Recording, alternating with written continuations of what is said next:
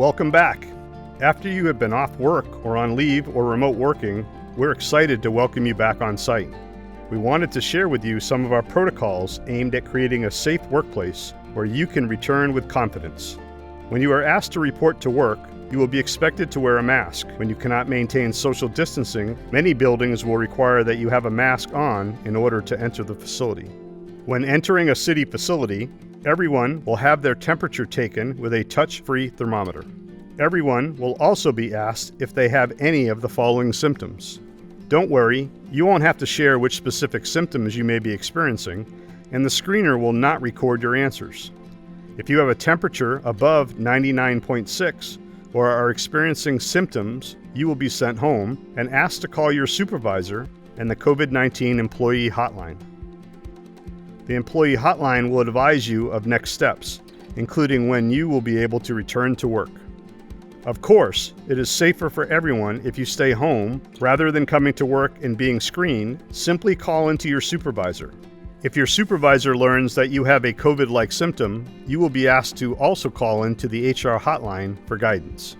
Additionally, if you test positive or have had known close contact with someone who has tested positive for COVID-19, you should stay home and report your exposure to HR and follow their guidance.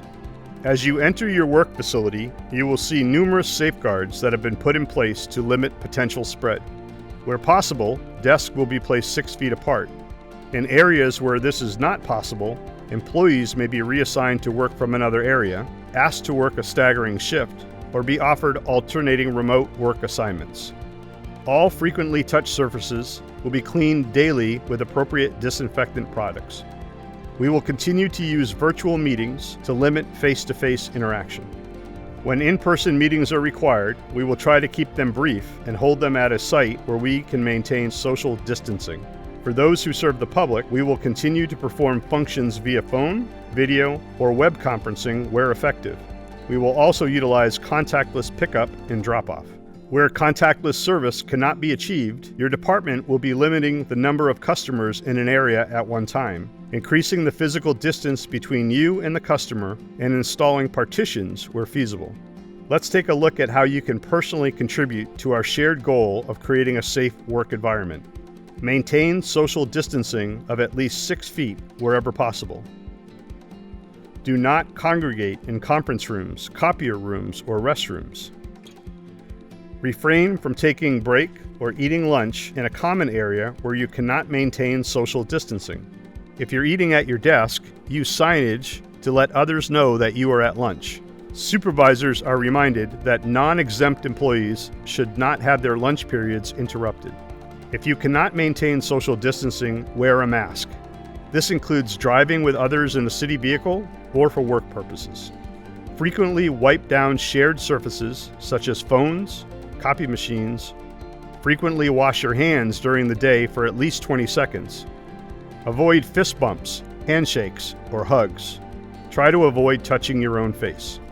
Adopt a clean desk protocol where all items are stored at the end of the day and your desk is wiped clean. Our goal is to prevent the spread of COVID in the workplace, but what happens if one of your coworkers tests positive? Employees who test positive are expected to report their results to the HR hotline. The health department and HR work expeditiously to identify other employees who may have been in close contact with the employee testing positive. If an employee in your work location tests positive, you will be informed by your department leadership, but the employee's name will not be shared. If you are identified as someone who has been in close contact with the employee testing positive, you will be advised by HR to self-quarantine for 14 days. Whenever an employee tests positive, the Building and Equipment Services Department is contacted to conduct a deep cleaning of the affected city facility. As you return to work, please know that our key priorities are protecting our employees to minimize the transmission of the virus between employees, visitors, residents, and contractors, redesigning the workplace to minimize transmission, and driving operational productivity by improving performance, collaboration, and customer service while maintaining social distancing.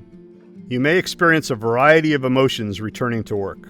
Find someone you trust who you can discuss these feelings with, or utilize services offered by the Employee Assistance Program. Please don't hesitate to come forward with your ideas for enhancing workplace safety.